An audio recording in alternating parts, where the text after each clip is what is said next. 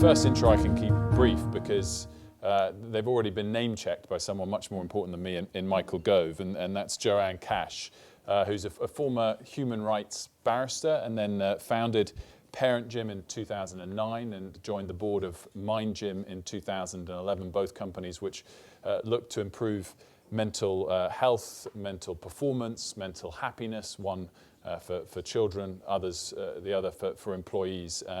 And delighted that we will be hearing from Joanne first. So please join me in welcoming Joanne Cash.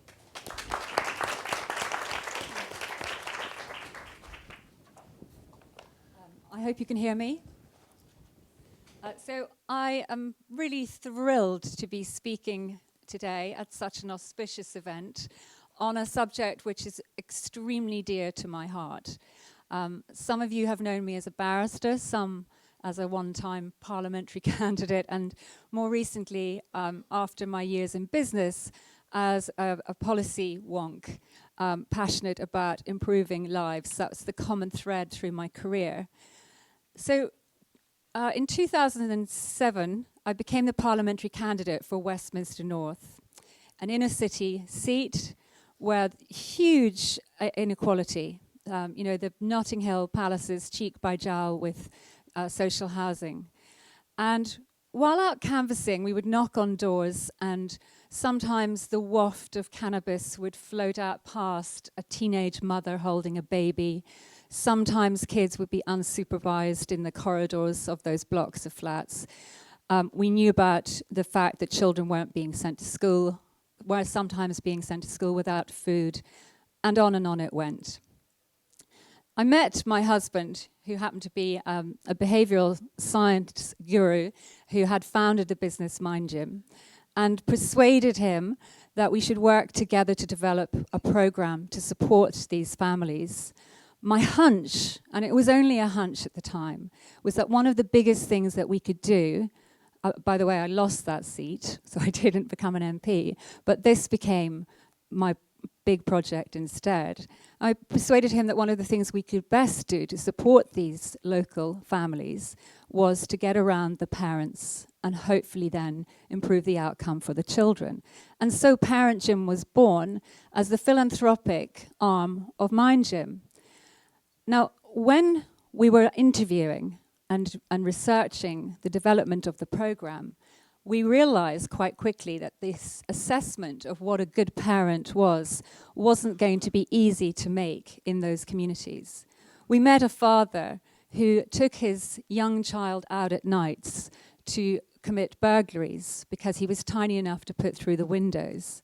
And then we met another family in dire straits who didn't get their children out for school in the morning because they were all still asleep.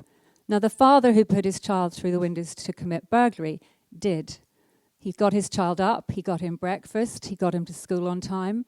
And it was difficult to weigh up, but you get a flavor of what we were dealing with.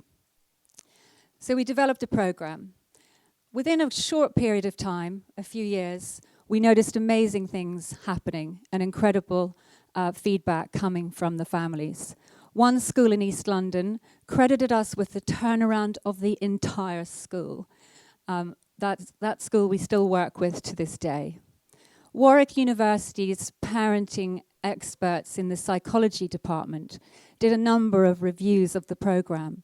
The first time, they found that it massively improved the self-efficacy of the parents and therefore their ability to develop community. A lot of these families were first-generation immigrants, and English was a second or third language in the family grouping.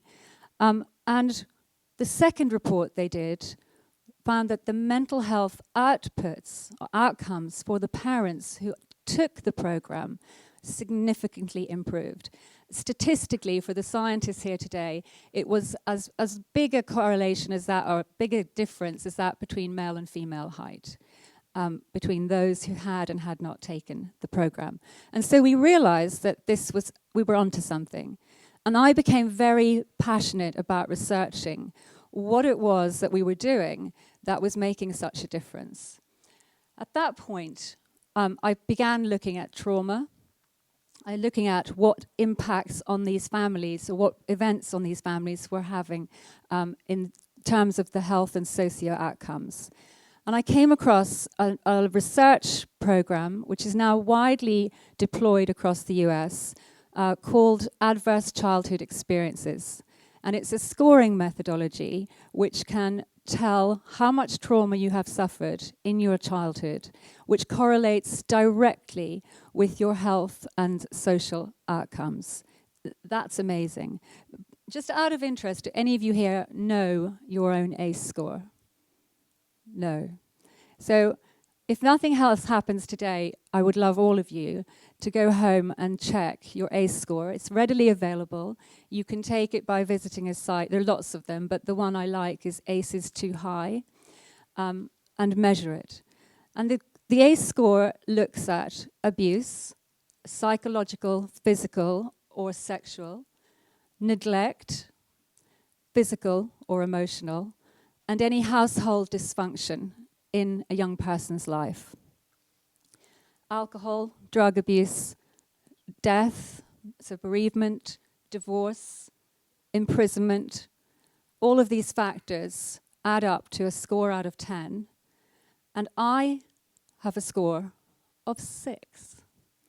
So your score correlates almost directly, and has been proven in repeated studies, with your health and social outcomes. But it can be mitigated against. This is the amazing thing. It can be mitigated by support around the family, by economic support and difference, by building resilience in children, or by having role models outside the family unit. And we realized that building community support through the parenting program was having as big an impact as supporting the parents directly.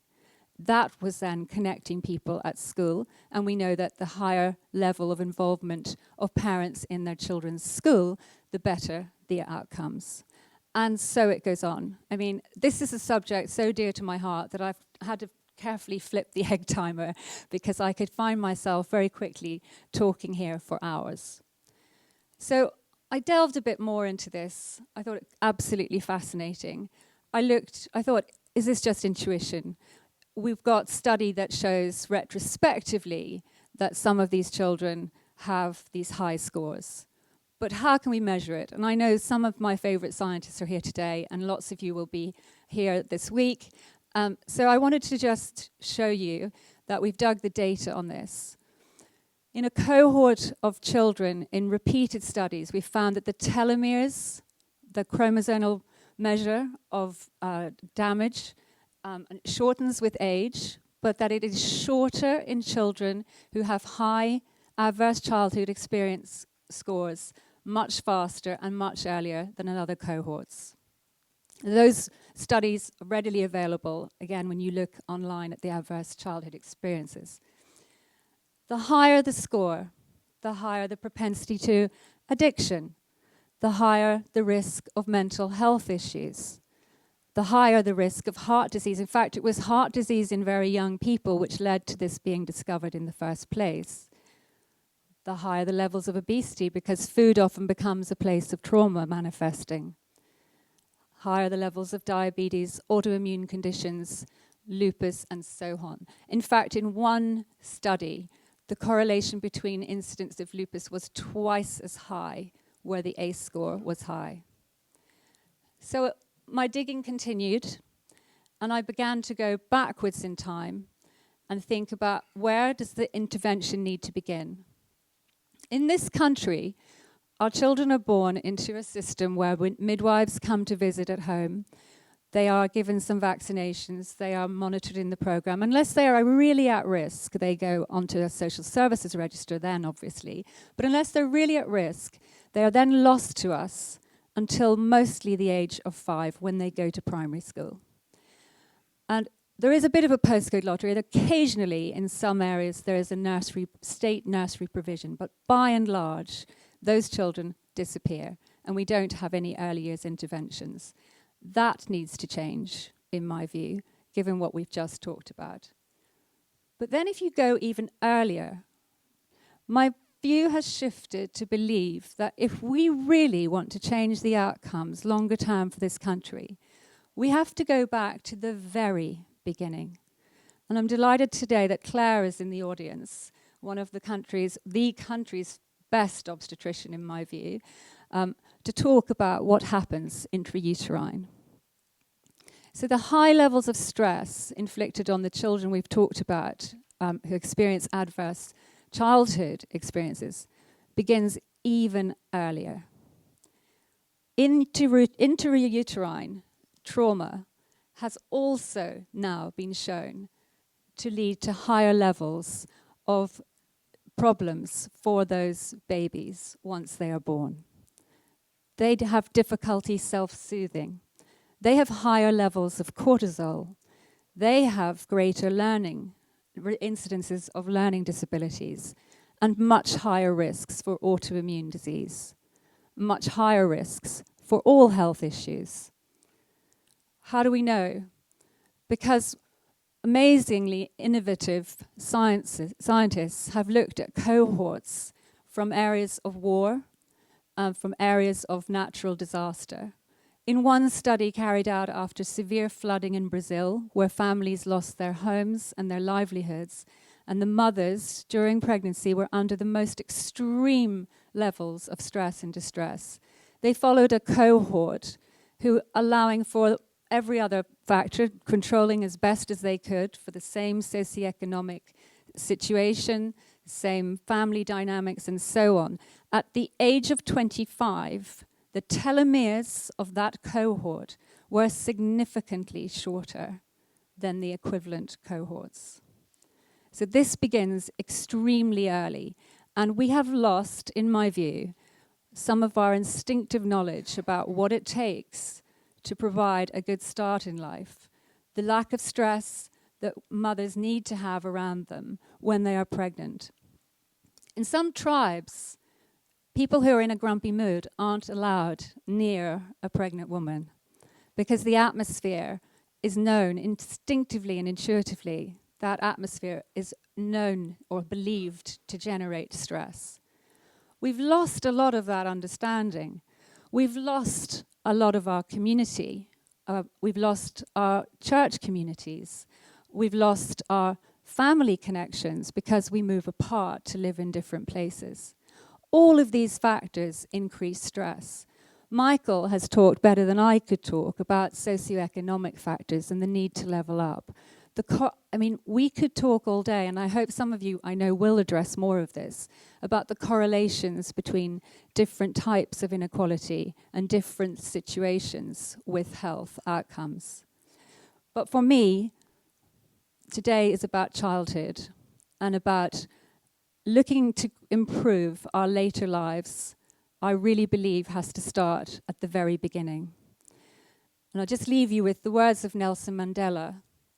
He said, "There is no keener revelation of the state of a nation than the way it treats its children."